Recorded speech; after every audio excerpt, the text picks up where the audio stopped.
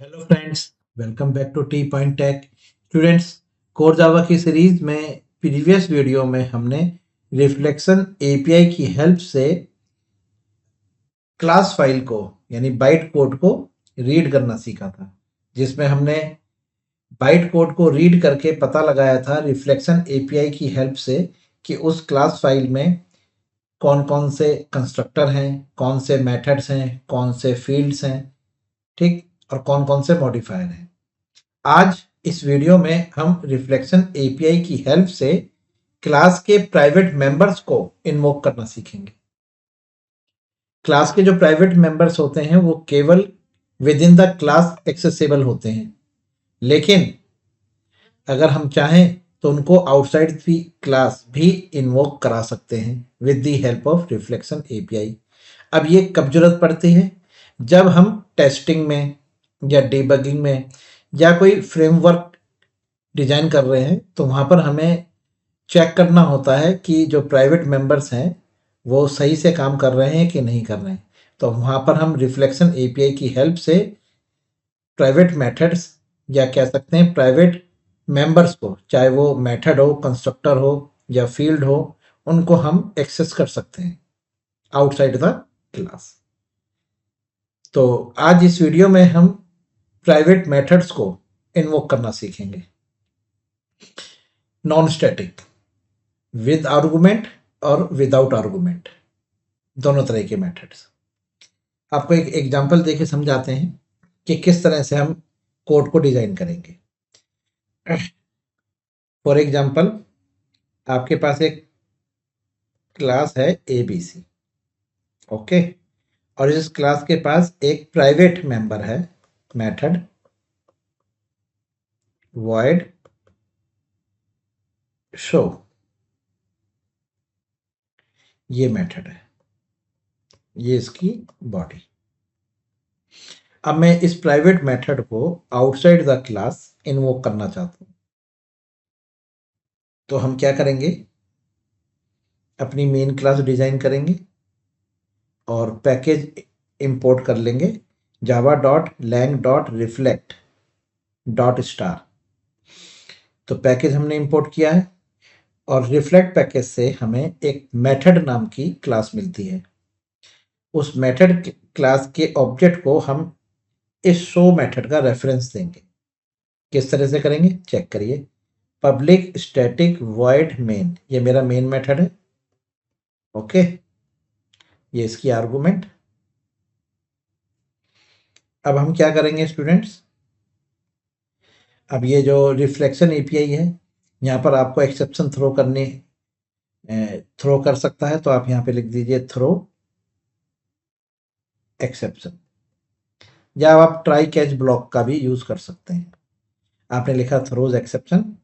अब आप सबसे पहले क्या करिए? क्लास एबीसी का एक ऑब्जेक्ट क्रिएट करिए, ABC a equal to new ABC, okay. अब अगर आप यहाँ पे डायरेक्ट ए डॉट शो लिखेंगे तो ये आपको एरर मैसेज दे देगा, एरर आ जाएगी यहाँ पर इस लाइन पे, क्योंकि यहाँ पर जो शो है वो एक प्राइवेट मेंबर है, और प्राइवेट मेंबर को अगर हम डायरेक्ट कॉल करेंगे ऑब्जेक्ट से तो इनएक्सेसिबल है। एरर मैसेज आपको डिस्प्ले होगा कि show has a private access in class ABC, तो आप इसको एक्सेस नहीं कर सकते। तो ये लाइन तो गलत है। आप इसकी जगह आप क्या करिए? ये जो क्लास है एबीसी, इसको लोड कराइए रन टाइम पर। तो आप देखिए आप कैसे करेंगे। आप लिखेंगे, ध्यान से देखिएगा, ABC dot class, ABC dot class, ठीक है, ABC dot class dot dot get declared method, get declared method, ये फंक्शन कॉल करेंगे। एबीसी डॉट क्लास, जब आप इसको कंपाइल करेंगे तो आपके पास बाइट कोड बन के आएगा ना, एबीसी डॉट क्लास फाइल, मैं उसी का यूज कर रहा हूं यहाँ पर। एबीसी डॉट क्लास, ये हमारी क्लास फाइल हो गई, डॉट गेट डिक्लेयर्ड मेथड। अब इस मेथड के अंदर आप स्ट्रिंग में अपने इस फंक्शन का नाम लिख दीजिए शो। मेरे पास थोड़ा जगह कम है इसलिए मैंने छोटा छोटा लिख दिया शो। ठीक है, तो यहाँ पर आपने क्या किया है, एबीसी क्लास, तो ये यहाँ पर जब आप लिखेंगे ना एबीसी डॉट क्लास, तो ये हमारी क्लास रन टाइम पे लोड होगी। ठीक है, और डॉट गेट डिक्लेयर्ड मेथड, तो आपने यहाँ पर क्लास, आप अगर आप डायरेक्ट इस वीडियो में आ रहे हैं तो प्लीज़ एक बार इससे प्रीवियस वाली वीडियो को आप एक बार ज़रूर चेक कर लीजिएगा। उसमें मैंने बताया है कि जब आप एबीसी डॉट क्लास लिखते हैं तो यहाँ पर यहाँ पे जो रिटर्न होके आएगा वो एक क्लास नाम का एक क्लास है, उसका ऑब्जेक्ट रिटर्न होगा। हाँ जी, जावा में क्लास नाम से भी एक क्लास है, तो जब आप यहाँ पे लिखेंगे ना एबीसी डॉट क्लास, तो इस क्लास का एक ऑब्जेक्ट इंस्टेंस जिसे कहेंगे एनोनिमस ऑब्जेक्ट वो रिटर्न हुआ है। डॉट गेट डिक्लेयर्ड मेथड, यानी कि इसका मेथड आपने कॉल करा, इस क्लास का मेथड। यहाँ पे get declared method ABC class का नहीं है, क्लास का है, और एबीसी डॉट क्लास लिखने से ये क्लास रिटर्न होके आई है। हाँ जी, जावा में क्लास नाम से भी एक क्लास है, उसका ऑब्जेक्ट रिटर्न हुआ है, उस ऑब्जेक्ट ने कॉल करा है गेट डिक्लेयर्ड मेथड को, जिसमें आपने शो पास किया है। अब ये मुझे रेफरेंस रिटर्न कर देगा जब एक मेथड नाम के वेरिएबल में mth, मेथड नाम का वेरिएबल mth रख लिया है। अब ये मेथड क्लास हमें इंपोर्ट करनी है, जो मैंने आपको बताया कि आपने अभी यहाँ पर इंपोर्ट लिखा है, import Java dot lang dot reflect dot method class, ये वो मेथड क्लास है। क्लियर? तो ये शो मेथड का जो रेफरेंस है वो इस mth में आ गया है। अब आप यहाँ पे लिख सकते हैं, अब आपको इन्वोक करना है तो आपको सबसे पहले इस mth पर, ये जो मेथड आया है इस पर आपको एक फंक्शन कॉल करना है, जिसमें आपको लिखना है mth dot set accessible true. आपने इसके अंदर ट्रू लिख दिया, यानी कि आपने इसका एक्सेसिबल ट्रू कर दिया। बाय डिफॉल्ट जितने भी क्लास के प्राइवेट मेंबर्स होते हैं ना, ये क्लास का जो प्राइवेट मेंबर है, ये जो शो है, तो जिस मेंबर के आगे आप प्राइवेट लिख देते हो उसका by default set accessible false हो जाता है, वो फॉल्स होता है, यानी कि आप उसे एक्सेस नहीं कर सकते प्राइवेट मेंबर का। ठीक है, एप शो जो है इसका सेट एक्सेसिबल फॉल्स है। मैंने उसका रेफरेंस लेके, मैंने इस शो का रेफरेंस ले लिया इस mth में। अब ये जो आप कह सकते हैं ये जो mth जो है वो यहाँ पर शो को रिप्रेजेंट कर रहा है। आपने लिख दिया सेट एक्सेसिबल ट्रू, यानी कि आपने इसके प्राइवेट का जो है for the time being accessible हटा दिया, प्राइवेट हट गया यानी फॉल्स हट गया, उसकी जगह ट्रू हो गया। ठीक है, अब आप यहाँ लिखिए mth डॉट इन्वोक, यानी कि फंक्शन को कॉल करने के लिए इन्वोक मेथड कॉल होता है, mth डॉट इन्वोक, और आप इसमें अपना ऑब्जेक्ट पास कर दीजिए। ठीक है, ऑब्जेक्ट का नाम क्या है, ए, तो यहाँ पर आपने ये ऑब्जेक्ट पास कर दिया बस। तो देखिए ये मेथड है, ये क्या है, शो, और ये क्या है, ए क्या है, ऑब्जेक्ट। ठीक है, अब इस ऑब्जेक्ट से आपने इस मेथड को कॉल किया है क्योंकि ये नॉन स्टैटिक है। ये शो मेथड कैसा है मेरा, नॉन स्टैटिक, और नॉन स्टैटिक को कॉल करने के लिए किसकी जरूरत होती है, ऑब्जेक्ट की। तो इस ऑब्जेक्ट से अब जैसे आप डायरेक्ट लिख रहे थे ना यहाँ पर, ये वाली लाइन जो आपने लिखी थी, ये लाइन ए डॉट शो, यानी कि ऑब्जेक्ट से आप शो मेथड को कॉल कर रहे हैं, लेकिन यहाँ पर एरर आ रही थी क्योंकि प्राइवेट था। तो आपने उसके लिए क्या किया, आपने शो का पहले रेफरेंस निकाला, फिर उस रेफरेंस को इन्वोक किया है ऑब्जेक्ट पे, ऑब्जेक्ट के ऊपर। ठीक है, समझ में आ गया? अगर इस वाली लाइन में कंफ्यूजन है तो मैं इसको एक ट्राई करता हूँ दोबारा से आपको समझाने की। देखिए इस तरह से है कि जब आपने ये क्लास बनाई है ABC और ये इसके मेंबर हैं, तो इस क्लास को लोड करना है हमें रन टाइम पर। तो देखिए एक जावा में क्लास नाम से भी एक क्लास है, हाँ जी, क्लास नाम की भी एक क्लास है, और ये लैंग पैकेज की है। हाँ, इंपोर्ट, इसे इंपोर्ट करने की जरूरत नहीं है, import Java dot lang dot class, हाँ जी, जावा के लैंग पैकेज में क्लास नाम से एक क्लास है। तो जब आप इसको कंपाइल करेंगे, इसे कंपाइल करेंगे, तो उसका जो बाइट कोड बन के आएगा वो आएगा एबीसी डॉट क्लास फाइल में। ये तो आप जानते ही हैं सब लोग, एबीसी डॉट क्लास फाइल। अब इस क्लास फाइल को मुझे रीड करना है, तो उसको मुझे लोड करना पड़ेगा ना। तो मैंने एक क्लास नाम का वेरिएबल बनाया सी एस, इस क्लास का, इस वाली क्लास की बात कर रहा हूँ मैं। और इक्वल टू लिखा लिखा और यहाँ लिखा ABC dot class, ABC dot class. लीजिए, ये लीजिए। तो यानी कि ये जो मेरा बाइट कोड है ना, ये जो बाइट कोड है, ये इस सी एस में लोड हो गया। ठीक है, अब आप यहाँ पे लिखिए C S dot get declared method, और उस मेथड का नाम क्या था, शो। ठीक है, तो ये मेरे को मेथड रिटर्न करेगा। वो मैंने एक मेथड नाम की मेरी क्लास है, उसके ऑब्जेक्ट का नाम मैंने एमटीएस रखा था। ये देखिए, तो ये शो मेथड, इस मेथड एमटीएस में रेफरेंस आ गया इसका। ठीक है, ये एक। तो मैंने इस वाली लाइन को शॉर्टकट तरीके से लिखा।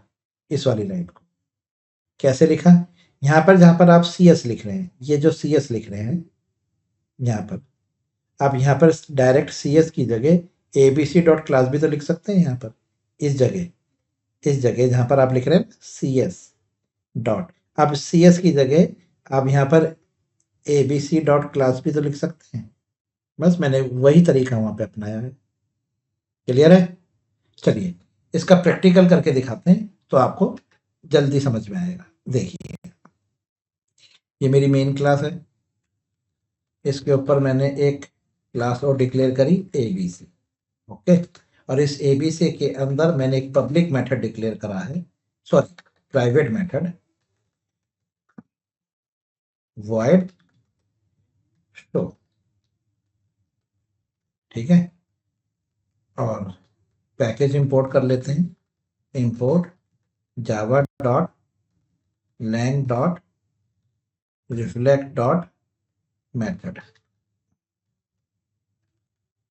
ठीक है, तो ये मैंने मेथड जो है, ये क्लास है जो हमने इंपोर्ट करी है रिफ्लेक्ट पैकेज से। रिफ्लेक्ट पैकेज जो है वो सब पैकेज है लैंग का। चलिए, अभी शो मेथड के अंदर आपने यहाँ प्रिंट करा रखा है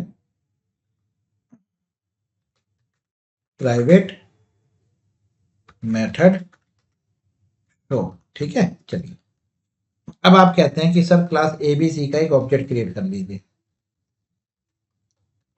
हो गया object create.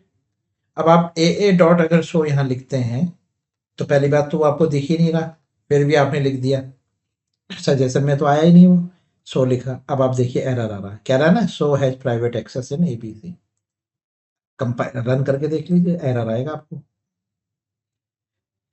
Show has private access in ABC. तो ये प्रूफ हो गया कि हम कॉल नहीं कर सकते, तो आप इसे कमेंट कर दीजिए, यहाँ पर आपको एरर मिलेगी। चलिए अब आप कैसे कैसे कॉल कर सकते हैं इसको, तो इसका एक तरीका है कि हम रिफ्लेक्शन का यूज करेंगे। तो मैंने रिफ्लेक्ट पैकेज से मेथड नाम की क्लास को इंपोर्ट कर लिया, इसका मैं मेथड क्लास का यूज करूंगा, और मुझे अपनी ये क्लास एबीसी को रन टाइम पे लोड करना है। तो रन टाइम पर अगर मैं लोड करूंगा, तो यहाँ पर ट्राई ब्लॉक का यूज करना पड़ेगा, क्योंकि ऐसा हो सकता है कि ये क्लास एग्जिस्ट ही ना करती हो, मतलब जिसको मैं रन टाइम पर लोड करने जा रहा हूँ क्लास, वो एग्जिस्ट ही ना करती हो, तो एक्सेप्शन आ जाएगी ना। इसलिए आप यहाँ पर थ्रोज लिख लीजिए, थ्रोज एक्सेप्ट, या फिर आप ट्राई केस का ब्लॉक लगा लीजिए, कोई दिक्कत नहीं है, क्लास नॉट फाउंड एक्सेप्शन आएगी। ठीक है, चलिए आपने यहाँ पर सबसे पहले क्या किया, एक मेथड क्लास का ऑब्जेक्ट क्रिएट करा mth इक्वल टू। ठीक है, अब आपने यहाँ लिखा abc dot class dot dot get declared method, और उसके अंदर अपने मेथड का नाम रख दिया। वह उसी फॉर्मेट में रखिएगा जैसे शो है। जैसे अगर बाय चांस यहाँ पर एस कैपिटल होता तो मैं यहाँ पर एस कैपिटल लिखूंगा। ठीक है, तो अब आप क्या करेंगे, कि ये जो मेथड है, शो नाम का जो मेथड डिक्लेयर्ड है क्लास एबीसी में, उसका रेफरेंस आपके एमटीएस को मिल गया। अब आप सबसे पहले क्या करेंगे, इसका जो सेट एक्सेसिबल है उसको ट्रू कर लीजिए, क्योंकि बाय डिफॉल्ट वो फॉल्स था, इसलिए वो फॉल्स था, इसलिए यहाँ पर वो कॉल नहीं हुआ था।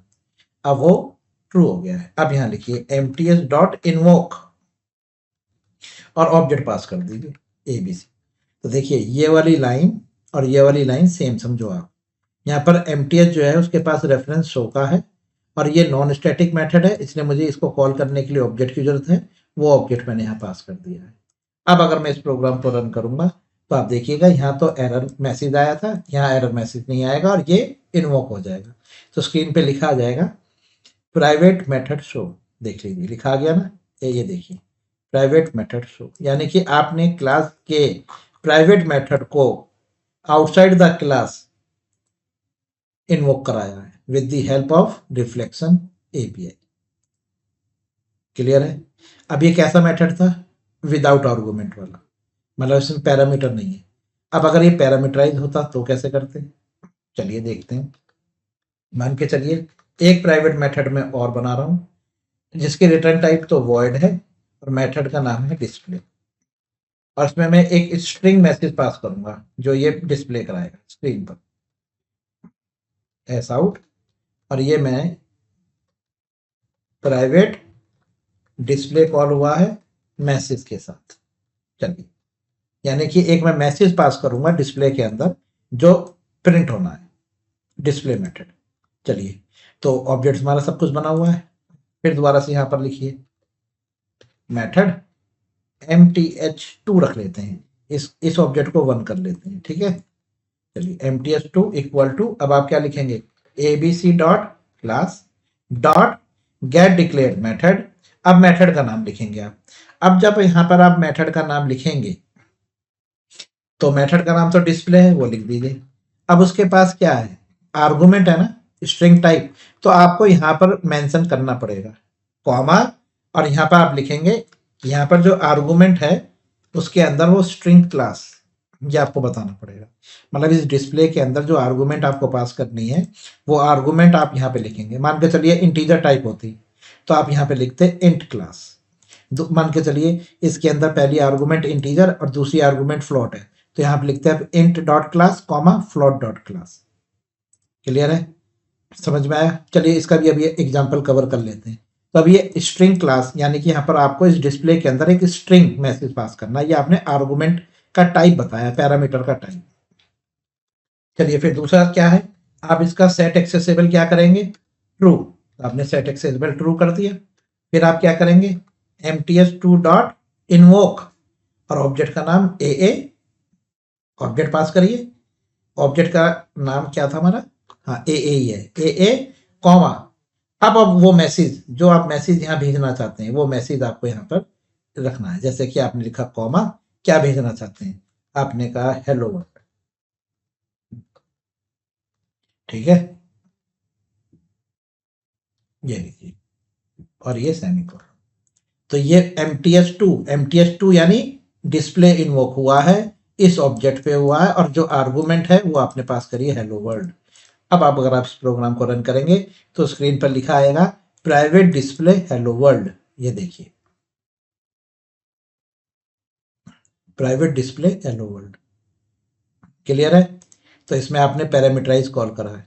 चलिए एक एग्जांपल और कवर करते हैं, प्राइवेट जिसकी रिटर्न टाइप भी लेते हैं, ठीक है। एंड मेथड का नाम रखा मैंने ऐड, इसके अंदर पहली आर्गुमेंट तो इंटीजर टाइप जाएगी कॉमा, दूसरी आर्गुमेंट डबल टाइप जाएगी, ये लीजिए, और रिटर्न टाइप में आप डबल ले रहे, ठीक है। चलिए अब आपने यहाँ पर एक डबल वेरिएबल लिया जेड, और उसमें लिखा आपने एक्स प्लस वाई, और फिर आपने यहाँ लिखा रिटर्न करें जेड। चलिए ये तो नॉर्मल मेथड है। एक डबल टाइप वेरिएबल है जेड जिसमें आपने एक्स और वाई का सम करा, जेड में आपको रिटर्न टाइप। क्लियर है? कोई डाउट? चलिए अब आ जाइए, यहां पर बनाइए मेथड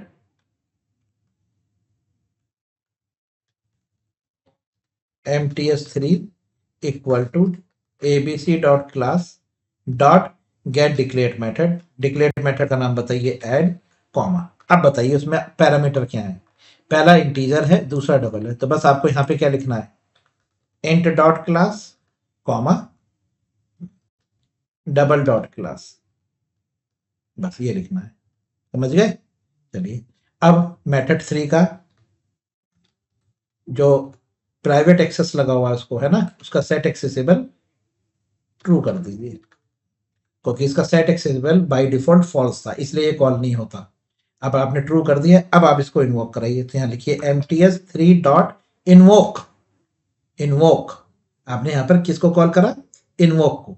अब इन्वोक मेथड क्या काम करने वाला है बताइए।